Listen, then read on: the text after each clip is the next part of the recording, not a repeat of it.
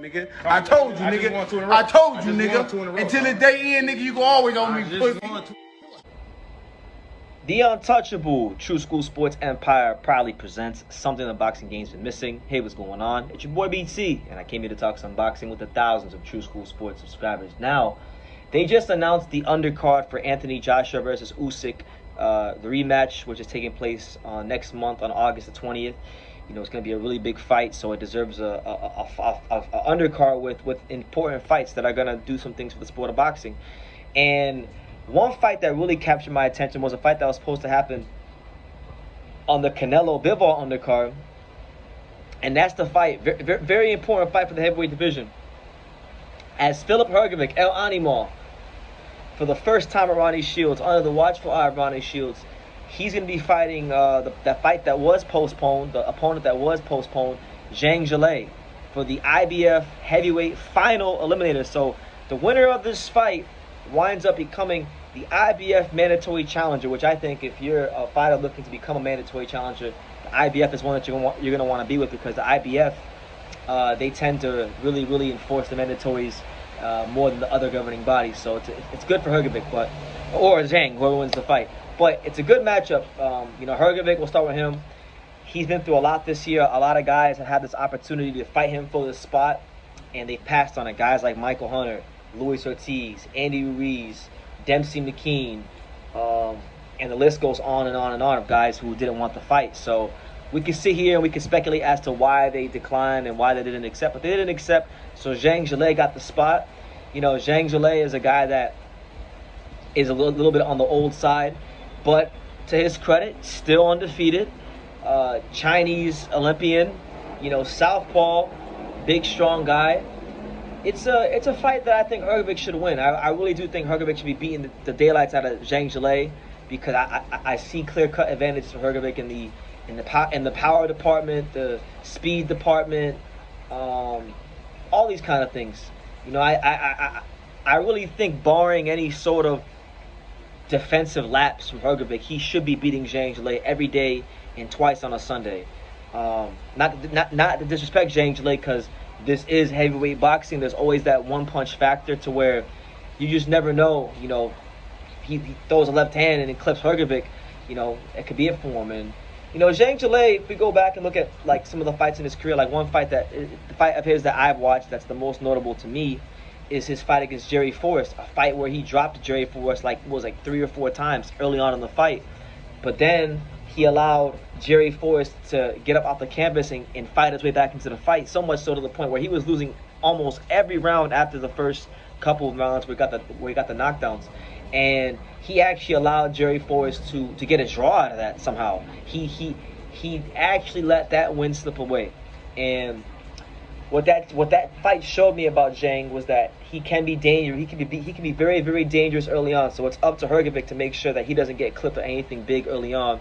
But then, you know, if you can get him to those, if you don't hurt him in the first couple rounds, once he, you know, throws that initial burst of punches early on in the fight, if you can take Zhang to the middle rounds, later rounds, he can gas out. And so I think where Hrgovic has the biggest advantage in this fight is in the conditioning department.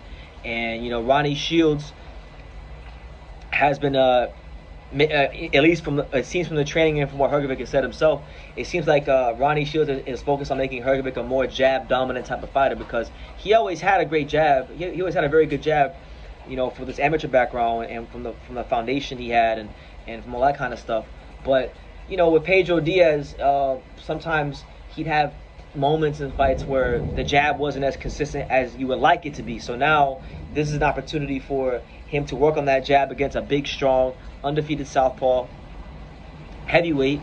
And if he can get it going, which I think he will, then it sets up that big right hand. And you know, that's a southpaw killer. If you're an orthodox fighter fighting a southpaw and you can find a way to land that right hand on a southpaw, then that really bodes well for the orthodox fighters. So yeah, that's the final eliminator fight for Hrgovic. If he wins this fight, he is then the IBF Mandatory, and then these guys got to come see him. All these excuses, all this ducking and dodging and shucking and driving will come to an end, and it'll come to an end rather soon. So I would like him to win this fight, but if Zhang wins, you know, then he deserves it, because, you know, I don't think he's gonna win. But yeah, you know, that's what it is. And then also on the undercard, you have, you know, Callum Smith in that fight with Mateo Batalik, and that's a WBC light heavyweight final eliminator. So, you know, that fight, winner of that fight winds up becoming mandatory challenger to Artur Beterbiev.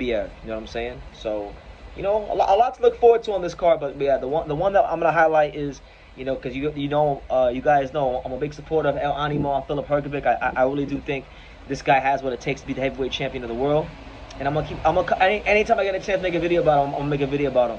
And this is a good opportunity for him to beat a guy in Zhang Zhieli that, you know, is undefeated and former Olympian. You know, really should be blowing him out. I think he should be blowing him out in like 5 rounds or less. If Hrgovic takes Zhang Zhieli to the 6th, 7th round, I will be a little bit disappointed, because I have high expectations for him, and I think he should be getting him out of here quickly and swiftly. So I'm gonna leave it at that. But you guys, let me know what you think about Hrgovic getting a shot to fight for the IBF final eliminator to become mandatory challenger against Zhang Zhieli. You got that fight. You got Callum Smith taking on Mateo Batalik in a WBC light heavyweight final eliminator. And this is only Callum Smith's 2nd fight at light heavyweight. So we're going to see how he looks now, even more now with Buddy McGirt, because he's had more time with Buddy McGirt. But yeah. You guys, let me know what you think down below. Make sure you guys take the time to subscribe, because we're on the road to 50,000 subscribers. And I know with you guys' help, I'm going to get there quickly and swiftly. So do that. You know, continue to support the channel. And like I say in every single one of these videos, you can love me or you can hate me, but I'm just a kid from Daniel. So until next time, take care, guys. Thank you for watching another video on True School Sports, the home of boxing. If you made it this far, do me a favor and do yourself a damn favor. Hit that subscribe button, and surely you will not be disappointed. You know, True School Sports bringing you the latest and greatest, the untouchable, you know, boxing content, interviews, news videos, breakdowns, live fight reaction extravaganza. We've got a great community of people here, boxing fans all over the world, from America to the UK to Australia, and on and on and on. So join the empire today. Hit that subscribe button. Take care and God.